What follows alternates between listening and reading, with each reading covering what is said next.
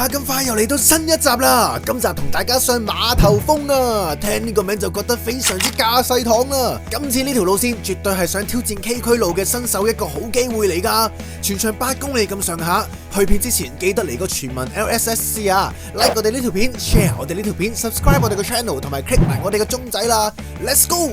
今日嘅出發點都係烏蛟騰啦，但係比上一次爭咗好遠嘅就係今日係假日，所以係超多人。下邊個公廁廁所排咗，女廁嗰邊排咗成30幾人。我哋今日照落溪啦，海怡雲呢條山路或者隔離嗰個石屎路落去啦。嚟到呢個路牌左轉入去就係最多人行嗰條啦，亦都係廁所所在地。我哋轉右向住出返新娘潭呢一個方向，沿住呢一條山路去到前面左邊有條路牌，有條路口轉㗎啦。嚟到呢個路口位，我哋轉左上去嘅。我哋今日目的地馬頭峰，呢邊上。頭先下邊先喺好多人嘅地方，只要一轉咗上少少崎嶇路，即刻少晒人。咁所以點解會揀？就算今日假期咁熱門，頭先見到咁多人都上嚟呢個馬頭峰，因為馬頭峰咧有少少崎嶇。如果你玩環湖咧，就有啲朋友喺呢度出發，又或者你唔出鬼手玩環湖。咁其實都係呢一條路徑比較多人知，咁但係沿途上上落落咧係相對崎嶇嘅，咁所以咧正係咁，個個就行晒落去下邊，行落去三孖村啊、三孖涌啊、荔枝窩啊，咁再加埋啦，而家康文署嘅好介紹，咁越嚟越多人會去呢啲路徑噶啦。我自己咧就會留意，一見到康文署介紹，一見到漁護署介紹，咁嘅星期六日咧就盡量避晒呢啲路徑。咁如果你係中意多人嘅，當然你就跟嗰啲路徑行啦。咁好似我哋中意一個寧靜嘅大自然嘅，或者少人嘅大自然嘅，咁其實就可以一個旺嘅區都可以揾到一半或以上少人嘅山路去行嘅。上到嚟沿住一路都係有靚嘅海洋景啦，包括咗遠處嘅船灣淡水湖啦，同埋而家我哋向住上邊個副峰馬頭峰。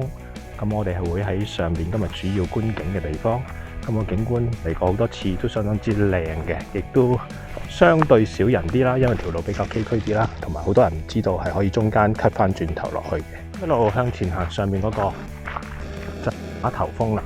咁其實都行得呢條路嘅人多數咧就好少，好似今日我哋計劃咁樣行翻轉頭，多數都係環湖嘅。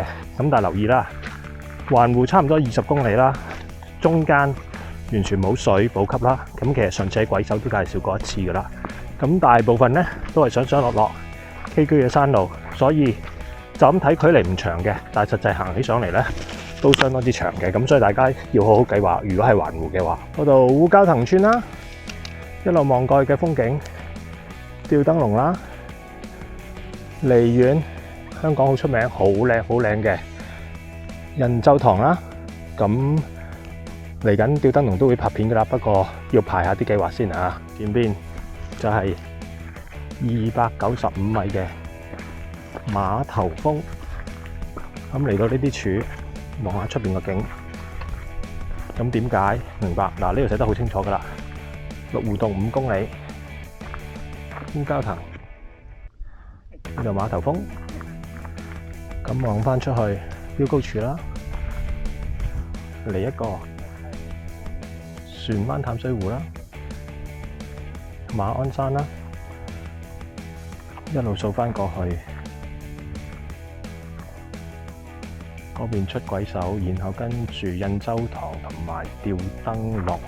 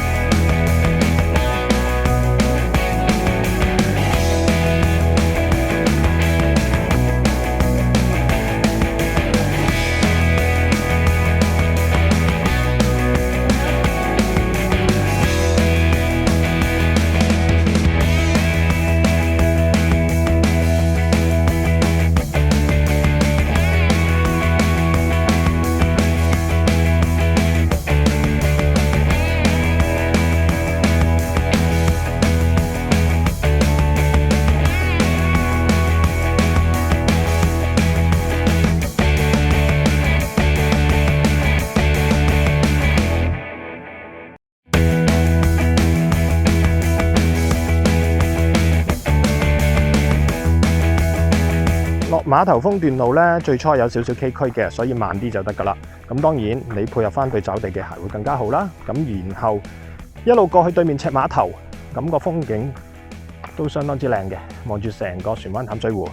咁路況望一望，大致係咁樣。咁所以咧，如果你要少啲人嘅，就一定係要面對稍為崎嶇啦。咁大家如果真係行慣嘅，咁就可以選擇一啲相對少人，就算假期都係。咁講過好多次㗎啦，咁反而想提翻大家計劃路線嘅時候要留意嘅就係去到終點咧，最好就交通工具方便到嘅地方啦，公共交通工具啦，例如頭先烏蛟騰嘅咁有，而家假日有巴士啊、小巴啊，都相當之方便嘅。咁仲有嘅就係話咁乾嘅天、咁曬嘅天，唔好睇小佢，大多水就好過大少水。永遠都帶充足嘅水，同埋永遠帶住個電筒喺度，以防萬一行到好夜。因為頭先譬如見到一對父子，咁個小朋友一上到碼頭峰已經喘晒氣，個爸爸拎樽即棄水樽，得翻半樽水嘅啫，大概750。咁我睇唔到背囊入邊係咪仲有好多水啦？咁我關心問一句：咦，環湖啊咁樣？咁話係啊，行過未㗎？咁佢話行過好多次，但係其實以佢而家嘅速度，我哋頭先已經過咗中午12點。個小朋友咁嘅狀態咧係有啲擔心，不過可能佢覺得天黑行翻出去都冇問題啦。咁既然佢話行過，咁當然我冇得為佢再建議啲乜嘢嘢噶啦。咁祝大家好運啦！即係如果自己行呢條環湖路嘅話，咁今日我哋唔係環湖嘅，咁所以相對比較輕鬆嘅。沿途繼續啦，右邊係船灣淡水湖啦。咁前邊我哋今日第2個嘅赤碼頭。咁之前未環個湖咧。最初都係睇條距離好似好近，但係其實係因為上落同埋崎嶇山路都相當之遠。咁當然計劃之中，如果你帶嘅嘢食係冇埋包裝紙，咁你意外被風吹走，變成一個垃圾機會仲更加細。其實我一路都相信大部分人係會自己垃圾自己帶走，但係個問題咧就好容易唔覺意俾風吹到周山都係。咁所以呢個都係喺計劃上邊可以幫到嘅。不經不覺就上咗嚟赤碼頭，咁呢度個頂係冇柱嘅，咁所以大家可能過咗都唔知。咁落嘅時候亦都係比較直啲斜啲啦，咁亦都係望住一個超級無敵靚景行緊啦。轉到嚟呢個方向，咁呢條路就係咁噶啦。上完碼頭峰落，上赤碼頭落，咁而家落完之後又要上前邊呢個啦，雞仔洞。頭先上完之後，雞仔洞，咁在呢一度上完一個又一個，咁反而雞仔洞咧係有個三角摩擦站。咁當然呢度繼續望到個無敵大靚景，開始蒙啦，因為啲煙霞開始積啦。落完雞仔洞之後，冇幾耐又要上返啦，跟住上橫嶺啦。咁所以成條路咧就不斷崎嶇山路。上上落落，上上落落，咁其實上去橫嶺仲要，如果環湖嘅話，大洞啊、觀音洞啊、跌死狗啊，一路咁樣出去嘅。咁所以大家睇完呢段之後，行下呢段先，然後遲少少先計劃，決定再出唔出呢個環湖或者鬼手。嚟到呢個位就係橫嶺坳啦。如果想快啲行短啲嘅，左邊可以出翻烏蛟騰，但我哋會繼續向住大洞之前呢個分岔路位，先至再轉翻落去嘅，兩邊都得嘅。咁所以呢段路其實係有走路嘅路線嘅。咁呢度要落去望翻鹽田港嗰邊啦。咁今日天色相當之靚啊，成個藍天亦都好清。咁我哋正面望住嘅認得㗎啦，吊燈籠 ，sorry。咁左邊離遠有個塔嗰邊，深圳梧桐山嗰個位嚟嘅。嚟到大洞之前嗰個坳，上次出鬼手嘅時候嚟過㗎啦。咁今次我哋唔出去啦，落翻去底下，咁就悠閒嘅。今日係經過有一對外國人嘅男士啦，中國人嘅女士啦，坐咗喺地下。個中國人嘅女士咧，其實就係除咗隻鞋，除咗隻襪，隻腳眼腫咗少少，佢就坐低咗。咁我問個外國人嗰個男士啦，問需唔需要幫手啊？有冇乜嘢啊？咁佢冇睬我啦，就聽見中國人嘅女士咧，就喺度問我，唔知佢有冇叫飛行服務隊喎咁樣，咁即係又估到啦，即係又扭雙腳 call 直升機，然後跟住而家直升機到啦。咁呢個從來都係好多爭議性嘅問題啦。但我自己覺得你行得呢段路，你就要有所準備。當然你話唔可以揀邊啲人救啦。咁但係你嚟得呢啲咁崎嶇嘅路，你扭傷咗隻腳，第一你係咪冇準備呢？棍都冇支，鞋又唔適合，然後行條咁崎嶇嘅路，咁跟住有咩事？又係要飛行服務隊。我心諗，如果同時間香港越嚟越多呢咁嘅人，如果真係有個有生命危險嘅，而因為你哋扭傷腳，因為你哋抽筋，叫咗直升機而影響到救人命，而嗰個人真係有事嘅，你哋於心不忍呢？咁所以真係唔該，希望大家未有所準備、未有所計劃嘅時候，就真係唔好去呢啲崎嶇山徑。冇裝備嘅亦都唔好諗住去試一啲嘢，成日諗住行山等於行街。咁希望呢次係一次好好嘅經歷啦。到嚟差唔多底下個位啦，開始見翻印塘海一個好平靜嘅海灣啦。呢個亦都係香港其中一笪我自己認為最靚嘅地方啦。咁當然如果你想影得靚啲嘅，咁啊上吊燈籠啦。去到喺呢邊兩邊都得嘅，我哋轉左行，右邊就出翻去三丫村嗰邊，左邊咧就上翻上下苗田嗰個位嘅。落到嚟呢度就係下苗田村啦，一個荒廢咗嘅村啦。你聽到出邊啲聲咧，聽到好多人噶啦，就係苗三石間啦。最多人頭先見到喺烏蛟騰廁所類似話排成30-40人，其實大部分人都係行嗰條路噶啦。咁而下苗田村呢條路咧，呢度入邊咧就相對少啲嘅。你見到呢度仲有好多廢屋嘅。咁而出邊呢啲咧就以前嗰啲廢田啦，成幅見到喺度啦。咁出邊聽到人聲噶啦，係相當之熱鬧。咁左邊繼續又有另外一間廢屋啦。咁所以其實香港行山就會見到好多廢村嘅。好，呢度就出到嚟大路啦，就係呢一條啦。咁呢條路而家相當之熱門啦。咁所以亦都會預計到任何時候，包括平日都唔會少人噶啦。咁最初自己差唔多30幾40年前第一次嚟咧，好似發現香港嘅世外桃源咁嘅。咁而家相反就變翻似翻一個行山郊遊勝地啦。咁仲睇到一啲一路都屹立不倒嘅舊嘅指示牌，就係呢一隻啦，寫住下苗田嘅。上到嚟上苗田咧，估唔到冇嚟2個禮拜度啫，又整咗樣新嘢啦。就成個郊遊牌咁樣，咁即係話嚟緊更加多人嚟啦。咁而家只不過啱整個框廊啫，咁跟住會有地圖啊，整到好靚啊。咁然後跟住隨時冇鋪呢啲石板路嘅地方都會鋪埋啦。希望石板路會繼續維持住喺度啦。嚟到呢個位嘗試做個總結啦。呢條路大家如果一段時間冇行，已經發覺又多咗好多石屎路噶啦。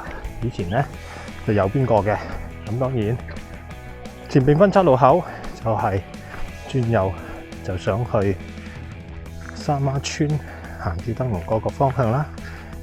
咁而家我哋一路就向翻住有啖租出翻烏蛟騰啦。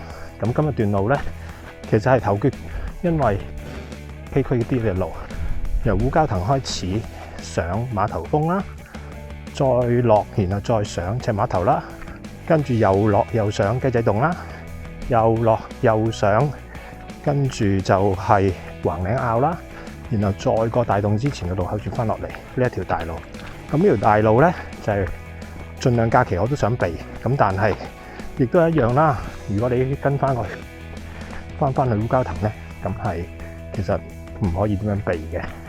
咁可以做嘅就係話，盡量行少啲，然後行多啲少少崎嶇路啦。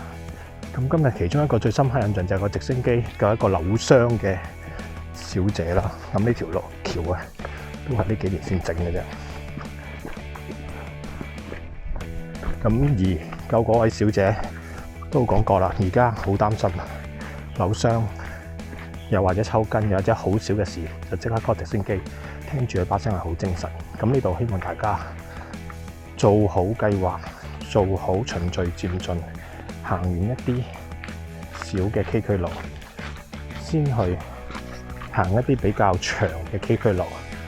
咁而我哋亦都一路推廣嘅無痕山林嘅第一個守則，計劃路線，咁呢個亦都相當之重要。咁點都好啦，無論如何呢段路上邊碼頭峰赤碼頭沿住湖邊係靚嘅，希望大家好享受咁好天嘅香港嘅大自然，繼續分享、訂閱同埋推廣呢一個無痕山林 Leave No Trace， 等大家可以喺一個安全嘅環境同埋一個舒適香港少垃圾、少人為留翻嘅物件嘅郊外，繼續享受香港獨特嘅大自然景色。多謝大家。難度值3粒星嘅碼頭峰，官方預測2小時20分鐘就完成啦。不過天氣熱啲，你又係新手嘅話，就可能要行成4個半鐘噶啦。如果你要出發嘅話，記得要留意我哋個小錦囊啊！第一，雷暴警告，3號風球或以上就唔應該上山啦。第二，要留意天氣噶。第三，要根據你嘅能力而作出合適嘅路線選擇噶。第四，應該要有同伴隨行噶。第五，應該要有合適嘅行山裝備噶。第六，好重要噶，一定要帶足夠嘅食水啊。第七，唔好留低垃圾同埋任何人為嘅標記，係包括成日講嘅絲帶噶。最後係希望大家上山之前可以熟悉無痕山林嘅守則啦。如果中意我哋呢條片，又或者仲想跟住我哋走上不同嘅山嘅話呢，記得要幫手 click 下而家你見到嗰個 logo 掣啦。千祈唔好睇少你哋每一個支持啊，因為你哋每一個支持就係我哋最好嘅動力啦。下個山頭見。